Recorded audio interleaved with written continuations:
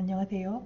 오늘은 근대 미학의 성립 세 번째 시간 헤겔의 미학에 대해서 살펴보도록 하겠습니다.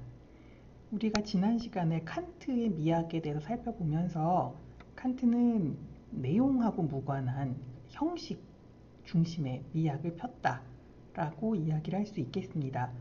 그래서 그 칸트의 입장은 어떤 대상 속에 깃들어 있는 아름다움, 형식으로 구현된 아름다움을 우리가 즉각적으로 알아보고 판단을 먼저 내리지만, 그럼에도 불구하고 그 속에는 우리가 어떻게 그 대상의 아름다운 형식을 인식하고 그걸 다른 사람들과 함께 의견을 나누고 조율할 수 있는가, 그래서 주관적이면서도 동시에 보편성을 담보할 수 있는 그런 입장, 그런 주체에 대해서 이야기를 했다고 하면, 헤겔은 그것과는 조금 다른 방식으로, 칸트하고는 전혀 다른 방식으로 아름다운 대상 혹은 미학 이런 부분에 대해서 논의를 합니다. 그러면 헤겔이 어떤 인물인지에 대해서부터 살펴보고 논의를 계속 이어가도록 하겠습니다. 헤겔은 18세기에서 19세기까지 살았던 인물이고요. 소위 이제 평가를 하기로는 독일 관념론을 집대성했다. 엄청난 이야기죠, 그죠? 독일 관념론이라고 하는 거는 이제 우리가 한참 전에 살펴본 데카르트로부터 이어진 합리주의가 칸트를 거쳐서 칸트 이후에 피테 이런 사람들에게로 이렇게 이어지게 되면 피테부터서는 조금 논의가 달라집니다. 인식이라고 하는 게 결국은 우리 관념 속에서 시작되어서 관념 속에서 끝나는 것이다 라는 입장이 생겨나게 되고, 그 피테로부터 시작된 이제 관념의 이야기를 완전히 종합한 게 헤겔이다 라고 이야기할 수 있겠습니다. 관념론을 집대성한 헤겔은 근대 독일 철학을 완성한 것으로도 이야기가 됩니다. 쉽게 얘기하면 근대 철학은 데카르트로부터 시작해서 헤겔에 오면 거의 다 끝난다, 이런 얘기가 되겠고, 그럼 이 사람이 모든 유럽의 철학을 다 집대성했느냐? 그건 아니고 적어도 근대 독일의 철학은 헤겔에 이르러 완성된다, 이렇게 이야기할 수 있겠습니다. 제가 몇몇 주요 저서들을 소개를 했는데, 우리가 주로 살펴볼 것은 미학 강의가 되겠죠. 미학 강의는 실제 강의록이고요. 유고, 죽고 나서 나온 책입니다. 실제로 그렇죠? 그죠? 그리고 여러 가지 판본이 있는데, 일반적으로 우리가 참고하는 판본은 호토판이 되겠습니다. 자, 헤겔 철학은 관념론이죠. 관념론이기 때문에 모든 것은 우리의 관념 속에 있다. 현실과 우리의 관념이 별로 다를 바 없다, 이런 입장을 보입니다. 그게 이 사람은 이제 우리의 관념을 이성, 절대정신 뭐 이렇게 설명을 하는데, 이 입장에서는 이성과 존재가 다르지 않다. 왜냐하면 이성적인 것만이 진실로 현실적일 수 있고, 현실적인 것은 반드시 이성적이어야 한다. 왜냐하면 우리가 그것이 있다, 어떤 존재가 있다 라고 알아보는 것은 우리의 이성이기 때문에, 이성과 부합하지 않으면 그걸 진짜로 있는 것이다 라고 얘기할 수 없다, 이런 입장이 되겠습니다. 정말 모든 것이 정신으로 수렴되는 그런 입장을 헤겔이 보이고 있다, 이렇게 생각하시면 크게 틀리진 않겠습니다. 자, 그래서 그럼 이 이성은 도대체 뭘 하는데? 라고 물어보면, 이 이성은 절대정신이고, 이 절대정신이 운동을 해 나가는 게, 스스로 자신을 전개해 나가는 게, 그게 바로 철학이야. 절대정신의 운동을 찾아서 설명하고 알아보는 게 철학이야, 이렇게 설명합니다. 그럼 절대정신은 왜 자기 운동을 하는가? 사실 헤겔의 이야기는 이제 이후 20세기 중반 이후에 영미 쪽 철학자들, 특히 덴터 같은 사람이 얘기하기로는 거의 무슨 성장 소설이다, 이렇게 약간 이제 비아냥거리면서 설명을 하기도 하는데, 뭐 쉽게 얘기하자면 이런 거예요. 태초에 원래 절대정신이 있었는데, 정신으로서의 활동, 다시 말해 인식을 하려고 하면 혼자서는 못 하잖아요. 대상이 있어야 하죠. 근데 그 대상은 처음에 인식의 시작은 언제나 그 실체를 가지고 있는 것, 현실적인 것, 쉽게 말해 자연, 물리적으로 자리를 갖고 있고 우리가 감각할 수 있는 존재, 이런 것들을 우리가 처음 인식의 대상으로 삼게 되죠. 그런데 절대정신 혼자서는 대상이 없기 때문에 인식 활동을 시작할 수가 없어요. 해겔이 설명하기를 절대정신이 스스로를 둘로 나눈다는 거죠. 하나는 정신성인 상태로 내비두고 나머지 반은 자연, 다시 말해 물리적인 대상으로 감각 가능한 모습으로 바꾼다는 거예요. 이걸 외화라고 하는데 이 둘은 완전히 반대항이죠.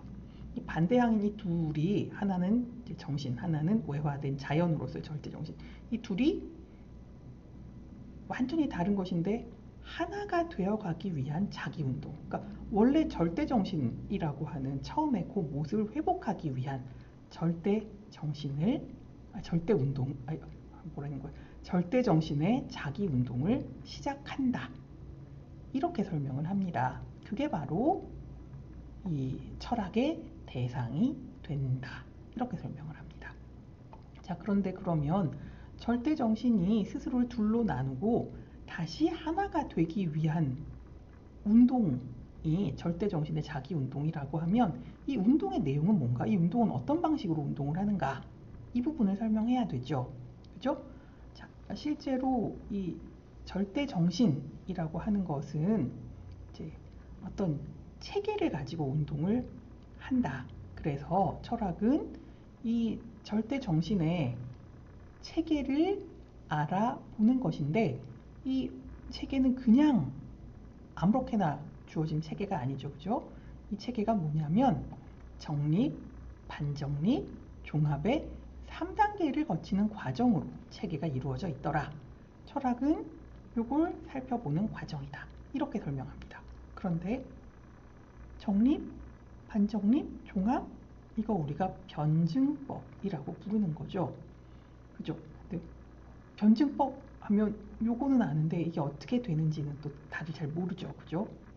자, 어떻게 되냐면 실제로 정신이 외화된 자연으로서의 자신의 카운터파트를 만나게 되는 거죠. 만나면 서로 맞춰보는 거예요. 맞춰보고 공통된 부분은 추려요. 추리고 다른 부분은 버려요. 추려진 부분을 상위로 올립니다. 이걸 지양이라고 그래요. 공통된 부분, 보편적인 부분은 뽑아서 종합의 윗단계로 올리고 나머진 버린다. 이걸 지양이라고 하는데 다시 만나서 종합해서 지양하고 다시 또 만나서 종합하고 지양하고 이러면 어떻게 돼요? 결국은 구체적인 다른 부분들은 다 버려지고 공통적인 보편적인 부분들만 상위로 올라가겠죠. 그럼 결국은 보편성 덩어리인 정신성만 남게 되고 결국 정신성으로서의 절대정신을 회복하게 된다는 거예요. 이게 절대정신의 자기운동은 항상 변증법적 운동을 한다, 이렇게 설명하게 되는 것이죠. 자, 절대정신이 자기운동을 하게 되는데 해겔은 자신의 철학도 거기에 맞추어서 설명을 합니다. 어떻게? 논리학, 자연철학, 정신철학, 이 세 부분으로 해겔의 철학이 이루어지고 있는데 논리학의 대상은 원래 절대정신, 자연철학은 외화된 절대정신, 정신철학은 외화된 절대정신과 원래 모습을 갖고 있었던 절대정신이 변증법적 자기운동을 해서 결국 어떻게 돼요? 원래 모습을 회복한 절대정신을 대상으로 하는, 이게 정신철학이 된다는 거죠. 논리학은 그래서 절대정신으로서의 이성 그 자체로 있기 때문에 논리적으로 따질 수밖에 없다라는 얘기예요.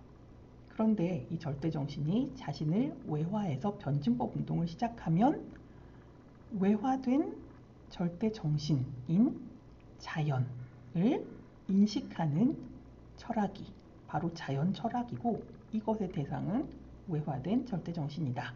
이렇게 설명을 하고, 그 다음에 이 절대자가 외화에서 완전히 회복돼서 자신의 본래 모습을 되찾게 된 사태를 대상으로 하게 되면 이제 아무런 물리적 요소가 없기 때문에 다시 정신을 탐구하는 정신 철학이 대두된다. 이렇게 설명합니다. 나름의 논리가 있죠. 자, 해겔의 철학은 그런데 우리가 관심 있는 건 해겔의 철학, 해겔의 논리학, 대논리학 이런 게 아니죠. 우리는 해겔 미학에 관심이 있습니다. 자, 해겔의 미학은 사실은 칸트의 미학하고는 다릅니다. 어떻게? 칸트는 아름다움이라고 하는 게 인간 인식 능력의 영역이 속하는 것으로 여겼죠. 그래서 아름다움을 판단할 때 형식적인 특징을 우리가 가지고 판단을 하고, 이 판단은 언제나 인식론과, 그러니까 인식하고 관련이 되어 있다. 그래서 우리가 어떤 대상을 아름답다라고 설명하는 것은 언제나 형식과 관련 속에서 진행된다. 그래서 칸트의 미학은 우리가 형식미학이라고 부른다. 이렇게 설명했는데 해겔은 이거하고 완전 다른 얘기를 합니다. 결론부터 얘기하자면 해겔은 내용미학을 추구합니다. 왜? 해겔이 보기에 예술은 도덕적인 실천 행위의 결과물이라는 거죠. 그래서 비도덕적인 실천은 예술이 될 수 없다는 거예요. 그럼 도덕적 실천 행위가 맞는지 아닌지는 어떻게 따져볼 수 있느냐? 실제 그 예술이 사회적으로 어떤 의미를 갖고 어떻게 기능하는가를 따져봐야 한다는 거죠. 실제로 해겔이 던지는 질문은 이런 겁니다.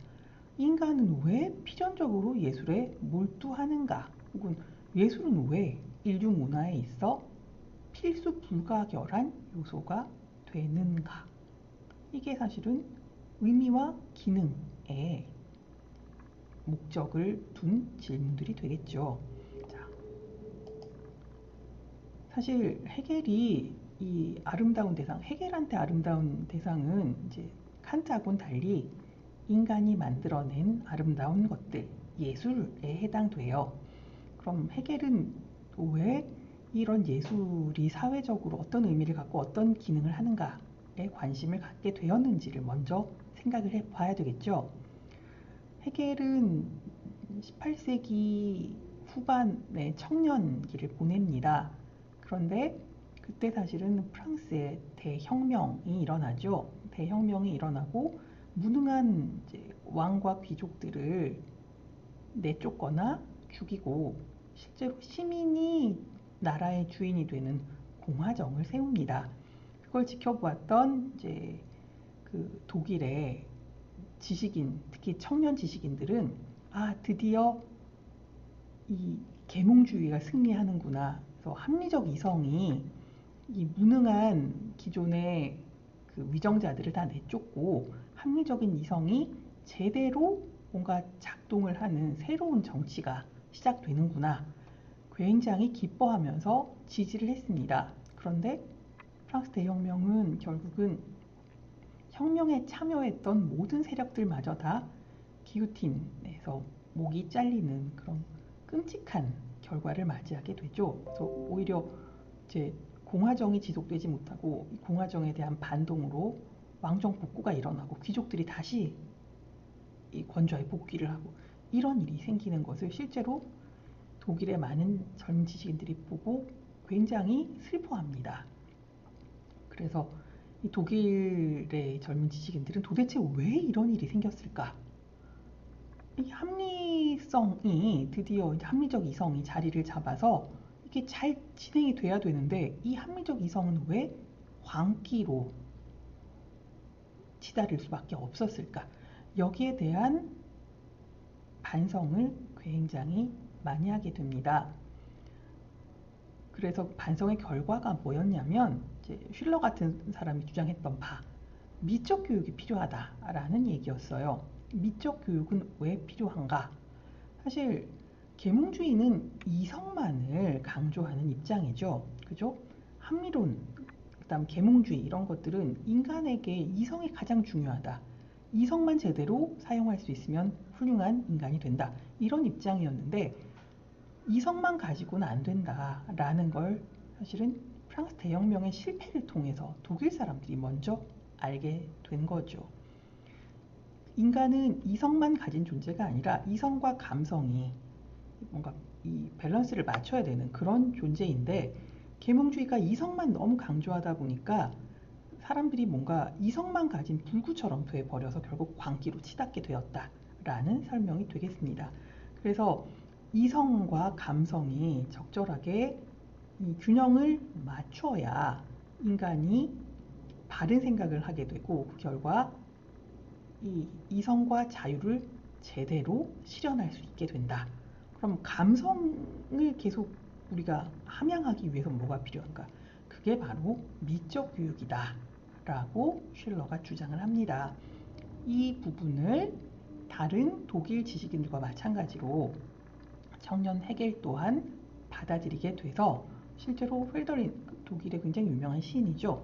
헤겔과 펠더린이 이제 미적 교육을 실천하기 위한 공동 작업을 기획합니다. 이게 민중 교육으로서의 예술이라는 이제 작업이었는데 사실은 제대로 진행되지는 않았습니다.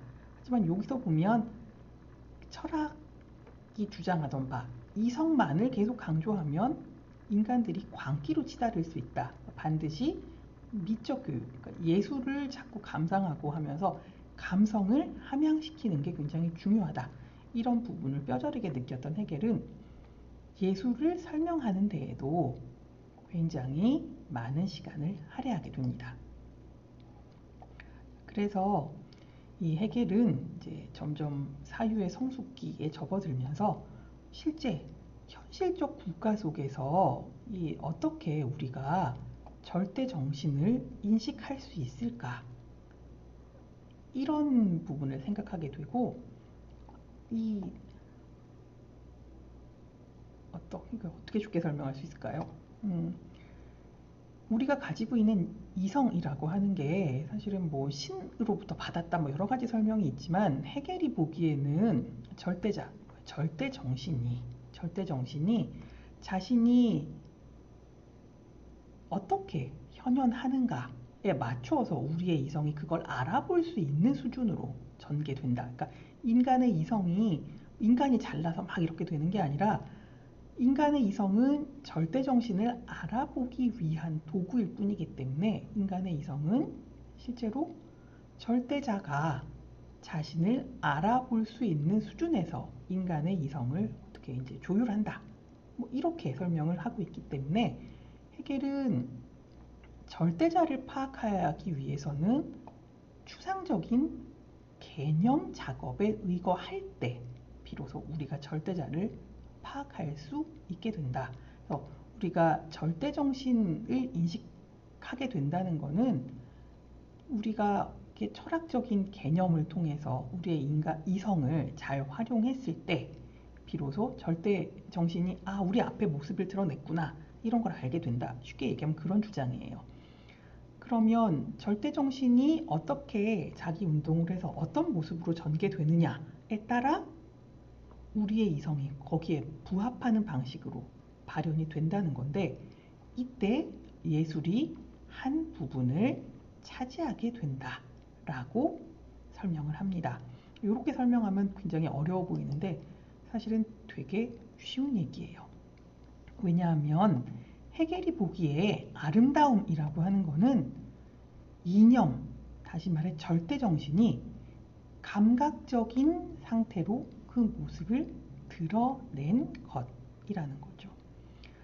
그래서 이 이념은 굉장히 추상적이고 보편적인 건데 감각적으로 모습을 드러내야 하기 때문에 우리가 알아볼 수 있는 감각적이고 외적인 형태를 취할 수밖에 없다는 거죠. 그래서 아름다운 대상이라고 하는 거는 이념이 감각적으로 우리가 알아볼 수 있는 상태로, 그러니까 물리적이고 감각적인 상태로 드러나야 되는데 이것 둘 사이에 사실은 통일적인 모습으로 나타나야 한다는 거죠. 이게 통일적인 모습으로 나타나야 우리가 그걸 보고 우와 아름답다 이렇게 느낀다는 거예요. 그래서 이제 이걸 사실은 이념을 어떻게 감각적인 상태로 나타낼 것인가, 이거 인간이 해야 되는 일이죠. 그리고 그걸 나타낼 때 우리가 그걸 알아볼 수 없는 상태로 나타내면 제대로 된 작업이 아니라는 거예요. 인간이 당시의 인간의 이성의 수준에서 이걸 알아볼 수 있도록 물리적인 어떤 형태로 이념을 나타내야만 했기 때문에 해겔이 보기에 아름다움은 자연미가 될 수가 없어요. 자연미는 인간이 만드는 게 아니라 신이 만드는 거잖아요. 그래서 해겔한테 아름다움은 인간이 만든 예술작품 속에 드러나는 아름다움이 됩니다. 그래서 해겔이 규정하기로 아름다움이라고 하는 것은 가상으로서의 이념의 감각적인 타자 존재. 말이 되게 어렵죠? 그죠? 이 부분을 조금 쉽게 설명을 해보면 이념이 감각적인 형태로 드러나는 것이다. 그렇죠? 왜냐하면 아름다움이라고 하는 건 이념이 감각적인 상태로 나타나는 것이기 때문에. 그런데 이념이 그저 감각적인 상태로 나타나기만 하면 되는 게 아니라 가상으로 나타나야 한다는 거죠. 왜냐하면 우리가 정말 아름다운 형태를 가진 어떤 여신의 조각상이 있다. 보고서 우리가 한눈에 반했다. 이게 사실은 일상에서 우리가 만나는 어떤 인간 여성을 보고 반하는 것하고는 다른 차원이라는 거예요. 왜냐하면 우리 모두가 다 그 아름다운 여신의 조각상은 이미 예술 작품이라는 가상, 진짜가 아니라 가상이다. 예술 작품은 우리의 일상을 벗어나 있는, 어떻게 보면 우리가 그걸 관조하고 감상하는 용도로 만들어진 대상이다. 진짜가 아니라 가상이라는 다른 영역에 존재하는 것이고, 그래서 우리가 그걸 보고서 결혼할 때 해주세요 라고 얘기하지 않고 아름답다 라고 감상을 하게 된다, 뭐 이런 얘기가 되는 거죠. 실제 아름다움 혹은 예술작품은 가상이다 라고 했던 얘기는 아까 미적 교육을 주장했던 쉴러의 주장입니다. 이 부분을 보면 해겔이 실제로 쉴러의 영향을 굉장히 많이 받았구나 라는 걸 알 수 있다는 거죠. 그래서 해겔이 설명하는 아름다움은 인간이 인간의 손을 가지고 만든 어떤 감각적인 대상인데 그 속에 미의 이념이 깃들어 있어야 한다는 거죠. 그래서 이 보편적인 이념을 실제 감각할 수 있는 대상이 어떤 물리적 대상 속에 이렇게 넣는 게 사실은 시대마다 매우 다른데, 왜냐하면 당시 인간들이 아름다움 혹은 절대정신 뭐 이런 이념을 알아보는 수준이 차이가 나기 때문이다. 이렇게 설명을 하게 됩니다. 자, 강론으로 들어가기 전에 조금만 더 설명을 하자면 예술작품은 가상적인 성격을 갖는데 일상적인 현실에서 우리가 아름다운 여성 혹은 남성을 만나면 현실을 뛰어넘지 못하죠. 저랑 사귀어주세요 아니면 결혼해주세요 뭐 이런 얘기를 하게 되는데 예술작품은 현실이 아니라 현실을 넘어서 있는 가상으로서의 성격을 갖기 때문에 현실보다 훨씬 고차원적인 진리를 담아낼 수 있다. 실제로 미의 이념을 예술작품이 담아낼 수 있다. 이런 설명이 되겠고요. 이걸 조금 더 구체적으로 얘기하자면 우리가 일상에서 경험하는 자연적이고 감각적인 것이 일상에서는 그냥 실체, 아름다운 꽃이면 꺾어오고 뭐 가다가 굉장히 멋진 돌을 발견하면 소유하기 위해서 내 집에 갖다 놓고 이런 것으로 생각하는데 예술 작품에서는 내 것의 문제가 아니라 가상으로 한 차원 더 고양된다는 거죠. 그래서 우리가 이 예술을 통해서 가상으로 고양된 어떤 것들을 자꾸 접하다 보면 현실에서 우리가 직물적으로 뭔가를 원하고 소유하기를 원하고 욕망하고 이런 것하고는 다른 차원의 보다 좀 고차원적인 현실 혹은 현실적 경험으로 우리가 생각할 수 있는 것들을 얻게 된다는 거죠. 그래서 예술을 작품을 통한 미적 경험이 중요하다. 왜냐하면 일상의 수준에서 저거 가질 거야, 저거 내 거 할 거야 이런 걸 좀 벗어나서 훨씬 고양된 좀 더 높은 차원의 어떤 욕구를 경험하게 될 수 있기 때문이다. 이렇게 이제 해겔이 설명을 합니다. 자, 그런데 아까도 얘기했지만 인간이 어떤 물리적 대상 속에 미의 이념을 담아낸다라고 하는 거는 이게 실제 당시의 인간들의 이성의 수준 혹은 절대정신이 자기 운동을 하면서 이 인간들의 수준에 맞춰서 절대정신이 자신을 드러내 보이는 수준 이런 걸 다 고려해야 한다는 거죠. 예술은 언제나 역사와 밀접한 관계가 있다. 이렇게 주장합니다. 자, 그래서 예술 형식의 역사적인 발전과 미의 이념의 실현 정도를 쭉 따라가 보면 적어도 크게 세 가지의 예술을 분류해 볼 수 있다 라고 해겔이 설명합니다. 자, 그게 첫 번째는 상징적 예술, 두 번째는 고전적 예술, 세 번째 시기가 낭만적 예술에 해당된다 라고 얘기합니다. 상징적 예술은 사람들이 아직 그 미라고 하는 이념을 제대로 파악하지도 못했고 그걸 제대로 담아낼 수도 없었다는 거예요.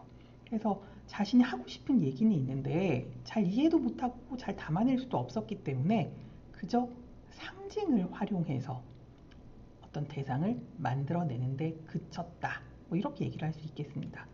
고전적 예술은 내가 미의 이념이라는 것도 웬만큼 알겠고 이걸 실제 물리적 대상 속에 굉장히 잘 담아낼 수도 있게 된 상태라는 거예요. 그래서 이념과 어떤 물리적 형태로서의 형식이 절묘하게 맞아 떨어지는 순간 이게 고전적 예술이라는 거죠.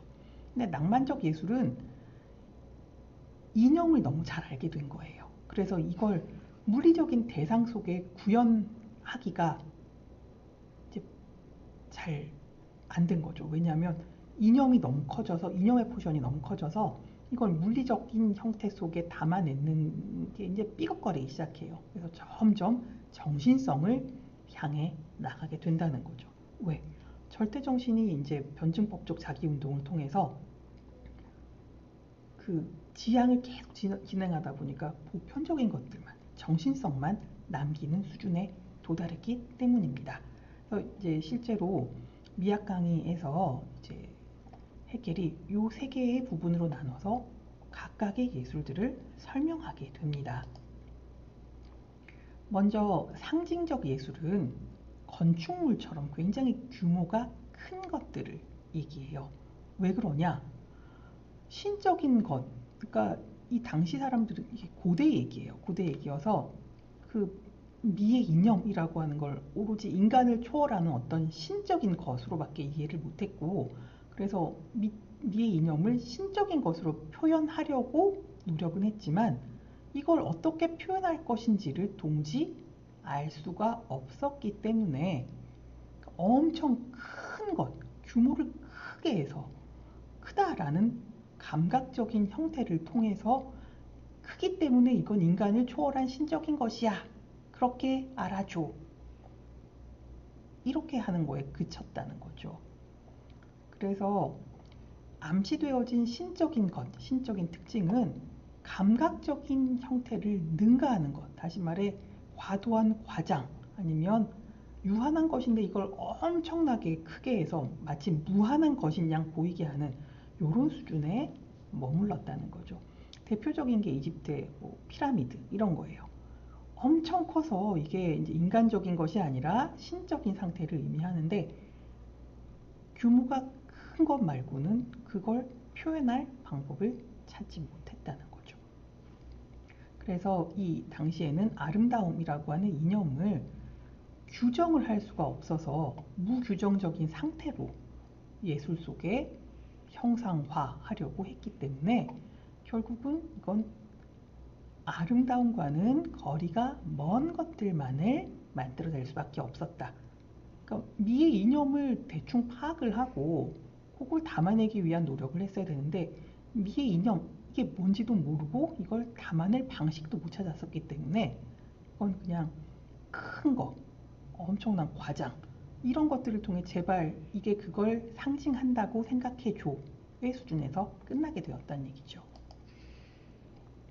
자, 고전적 예술 시기로 오면 이게 고대 그리스 로마 이야기예요. 이건 조각이라는 형식으로 대표되는데 이 미의 이념이라고 하는 거는 이제 고전적 예술, 고대 그리스 조각에서 비로소 성취가 됐다는 거죠. 왜? 이 고대 그리스의 조각가들은 미의 이념을 대충 제대로 인식하고 있었다는 거죠. 그리고 그걸 잘 표현할 줄도 알았다는 거예요. 그래서 이전 예술, 상징적 예술의 특성인 추상성, 임의성 이런 걸 극복해낼 수 있었다는 거죠. 자, 어떻게 극복했는가? 여전히 그 고대 그리스 조각도 신적인 것을 미의 이념으로 생각하고 이걸 표현하려고 합니다. 그런데 과거에 비해서 신적인 것을 보다 규정적으로 생각했다는 거예요. 그러니까 신적인 것을 규정할 줄 알았다는 거죠. 규정한다는 얘기는 규정은 언제나 개념하고 관련되는 거죠. 개념은 정신적인 본질과 관련이 되고 이 정신적인 본질을 추상적이거나 임의적인 상태로 내비두는 게 아니라 훨씬 구체화시켰다는 거죠. 그래서 이때 고대 사람들이 파악했던 정신적 본질로서의 신은 어떤 거냐면 우리가 이해할 수 있는 차원에서 이루어졌다. 어떻게? 인간적인 형태로 표현이 됐다는 거예요. 우리가 알아보기 쉽게 인간적인 형태로 표현이 되지만 현실에서 인간은 아니죠. 어떤 인간? 완벽한 신체를 가진 인간의 모습으로 신이 표현되더라는 거예요. 그래서 이 이상화된 인간의 신체로 신성을 표현하려고 했기 때문에 그걸 보면 누구나 다 우와 아름답다. 이런 몸은 인간의 몸은 아니야. 인간의 몸은 언제나 뭔가가 하자가 있거나 완벽하지 못하기 때문에 이런 완벽한 신체는 분명히 인간을 넘어선 존재, 신성을 나타낸 것일 거야. 이렇게 이해하게 된다는 거죠. 이거 뭐 누구나 다 아시죠? 밀로스 섬에서 발견되었다고 해서 밀로스의 비너스로 이름 붙여진 그 루브르에 가시면 언제든지 만날 수 있는 작품입니다. 원래 이렇게 팔이 없는 채로 만들어진 건 아니고요. 누가 만들었는지도 실제로 모른다고 해요. 발견될 때 이미 이제 두 팔이 없는 상태로 발견이 되었는데 그럼에도 불구하고 거의 완벽한 그죠? 이렇게 비례, 뭐 조화, 균형 뭐 이런 거로 따진다면 플라톤이 이야기했던 미 개념의 전형으로 내세워도 좋을 만한 그런 이미지라는 거죠. 그래서 실제로 이제 이걸 염두에 두고 얘기를 한 건 아니에요. 그 독일 사람들이 굉장히 좋아했던 거는 루도비치의 주노 여신상인데 갖고 와봐야 설명하기가 어려울 것 같아서 그래서 우리가 다 아는 가장 아름다운 조각상의 전형인 밀로스의 비너스를 가지고 왔습니다. 그래서 이상화된 인간의 모습을 통해서 신적인 것을 담아내려고 했던 이 시기의 조각이 헤겔이 보기에는 내용과 형식을 가장 통일적으로 구현한 이게 가장 아름다운 예술의 전형이다. 이렇게 설명을 합니다. 자, 그런데 고전적 예술의 문제는 뭐냐면 개별적인 신들의 신성을 나타내려고 했기 때문에 방금 우리가 봤던 건 비너스상이죠. 그죠? 비너스의 개별적인 신성을 드러내려고 하고 아테네는 전쟁을 엄청 잘하는 여신이니까 항상 갑옷 입고 나오죠. 이런 식으로 개별적인 신들의 신성을 자꾸 부각시키다 보니까 이념이라고 하면 반드시 따라와야 되는 순수한 혹은 보편적인 이런 정신성을 완전히 담아내지는 못했다는 거예요. 사실 순수하고 보편적인 정신성 이건 다신교에서는 불가능하죠. 유일신교에서나 가능할 법한 이야기라는 거예요. 그래서 역사는 다신교에서 기독교라고 하는 유일신교로 전개가 되고 그래서 기독교의 신이 유일신이 되니까 이념의 내용도 달라지고 그러다 보니 고전적 예술의 형식은 유일신 혹은 달라진 이념 이런 것을 표현하기에 어울리지 않게 되었다. 이렇게 설명합니다. 이념의 내용이 달라졌기 때문에 새로운 형식이 필요해졌다. 그래서 고전적 예술이 끝나고 다른 예술이 들어서게 된다. 헤겔은 그렇게 설명을 하고 있습니다. 그게 바로 낭만적 예술이에요. 낭만적 예술 시기는 굉장히 깁니다. 적어도 기독교 등장과 함께 시작을 해서 헤겔이 살고 있던 그 당시까지 이어지는 것으로 헤겔은 설명을 합니다. 그래서 낭만적 예술은 장르별로 나누어 설명합니다. 회화, 음악, 시문학 이렇게 세 개로 나누어 설명을 합니다. 자, 그럼 낭만적 예술의 첫 번째는 회화가 되겠죠. 이 회화는 기독교의 등장으로 시작이 됩니다. 왜냐하면 기독교의 신은 유일신이고 보편성으로 설명이 된다는 거예요. 하느님을 어떻게 설명하나요? 우리가 계속 그 중세 시대 미론을 살펴보면서 중세 그 오랜 시간 동안 철학자들, 그러니까 신학 철학을 하는 사람들이죠. 그 사람들은 다 신을 설명하기 위해서 평생을 바친 사람들이다. 그때 신을 어떻게 설명할 것이냐 굉장히 중요한 문제였다. 그렇게 얘기를 했었죠. 부동의 원동자로서 신을 설명한 사람도 있었고 신이 만들어낸 피조물에서 각각의 개별적 속성을 다 뽑아내서 그걸 완벽하게 종합을 하면 그게 바로 신이다. 이렇게 설명하는 입장도 있었다고 얘기를 했어요. 근데 그게 어떤 설명 방식을 취하건 간에 기독교의 신은 보편성으로 설명이 된다는 거죠. 그죠?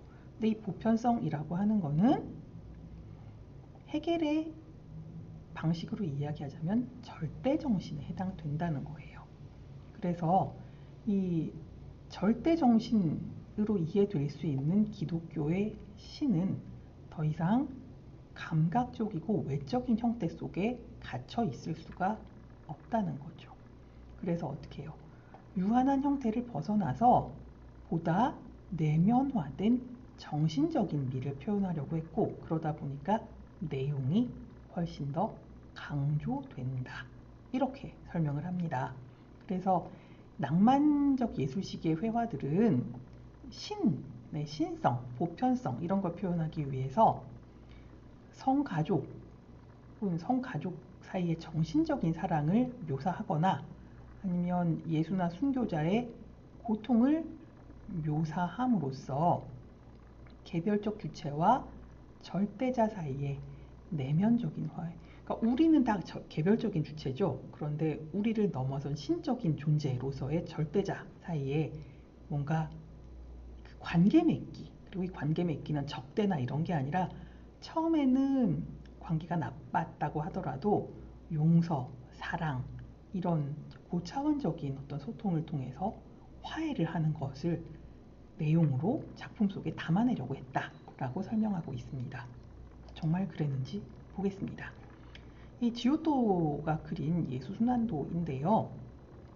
사실 뭐예요?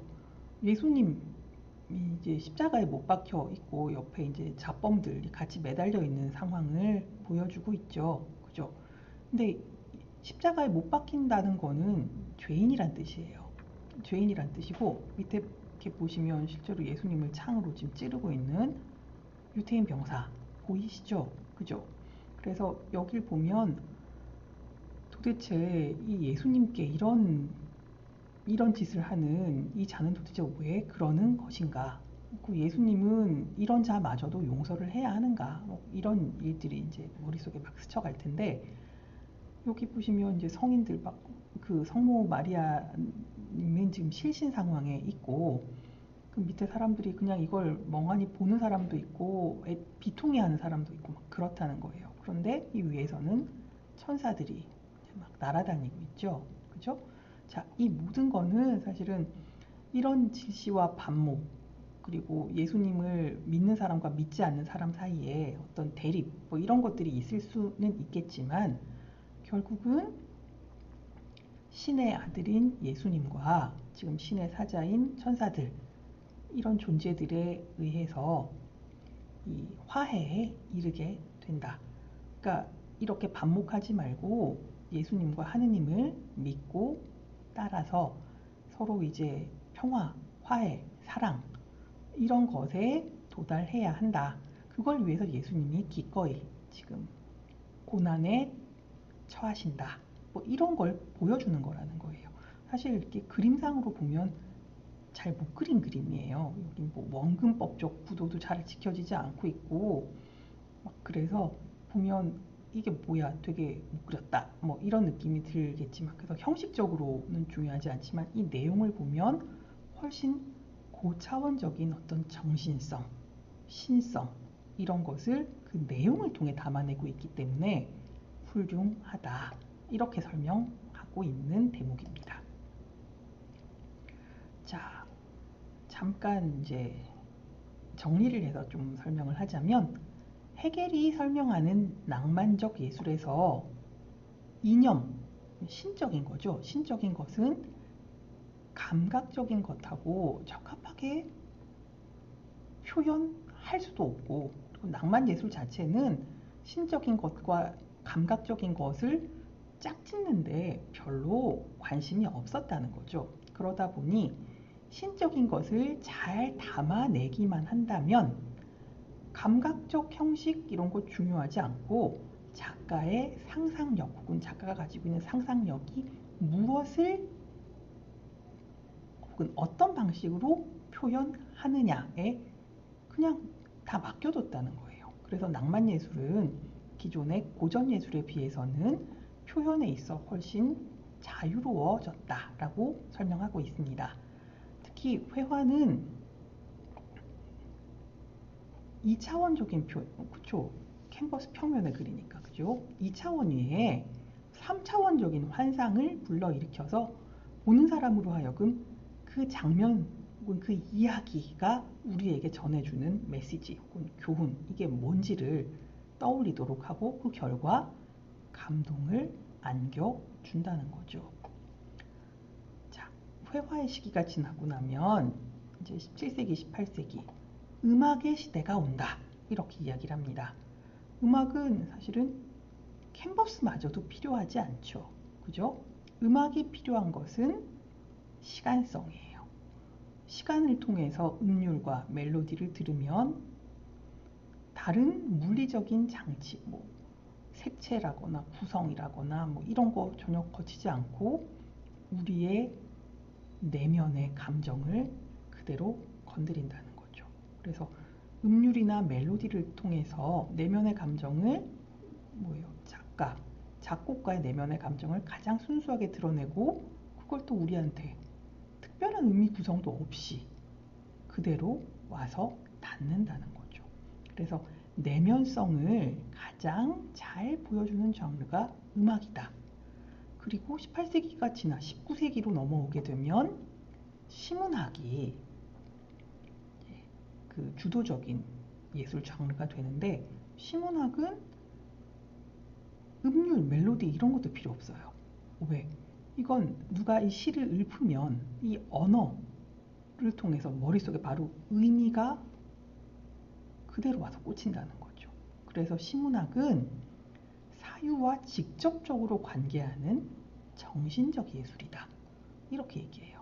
자, 그럼 우리가 여태까지 5개의 장르를 봤는데 처음에 나타난 게 건축이죠. 그죠? 건축. 그 다음이 조각, 그 다음 회화, 음악, 시문학 이렇게 나가는데 보시면 뭔가가 보이시죠? 그죠? 엄청 규모가 큰 3차원에서 규모가 작아지고 뭔가 정제된 3차원 조각, 그 다음에 3차원성을 떨어뜨리고 2차원으로 진행된 회화, 그 다음에 2차원성마저도 벗어버린, 그러니까 공간성을 완전히 탈피해버린 시간성으로서의 음악. 그 이유는 시간성, 공간성 별로 관계없고 그냥 말하면 바로 머릿속에 와서 의미가 꽂히는 시. 어떻게 돼요? 물리적인 것들, 감각적인 것들이 점점 더 떨어져 나가는 것을 눈으로 확인할 수 있습니다. 이게 바로 절대정신의 자기운동하고 관련이 있다라는 걸 방증하는 점이다 라고 해겔이 주장합니다. 자, 그러면 시문학 다음은 어떻게 될까요? 절대정신이 자기운동을 막 해요. 처음에 자기운동을 할 때는 자연대상 그 자체였죠. 그래서 아마 자연학 이런 것이 당시의 정신활동이었을 거예요. 그런데 거기서 좀 더 세련되게 되면 어떻게 되겠어요? 예술이 나타나게 되고 이 예술은 점점 덩어리가 큰 것으로부터 덩어리를 줄여 나오다가 나중엔 정신성만 남는 것으로 끝나게 된다는 거예요. 해겔이 다음으로 이 다음의 국면으로 설명하는 건 종교예요. 종교 의미가 되게 중요하죠. 그죠? 근데 종교가 끝이 아니에요. 왜냐하면 종교는 여전히 신을 상징하는 상징을 갖고 있습니다. 기독교만 해도 적어도 십자가, 성호를 그을 때 나타나는 십자가 이런 것들이 상징으로 존재하는 거죠. 상징은 완전한 정신성의 구현은 아니라는 거죠. 그래서 예술이 끝나면 종교가 왔다가 종교 다음에는 완전한 정신성의 극치인 철학이 남게 된다는 거죠. 철학의 단계에 이르게 되면 절대정신은 자기 운동을 마치고 본연의 모습을 회복하여서 정신성 덩어리인 절대정신으로 되돌아가게 된다. 그래서 절대정신의 자기 운동이 끝난 그 시기가 바로 해겔이 실제로 살았던 19세기다. 이렇게 이제 해겔의 설명이 쭉 이어져 갑니다. 자, 마지막으로 이제 해겔이 썼던 내용을 이렇게 쭉 한번 읽어보시고요.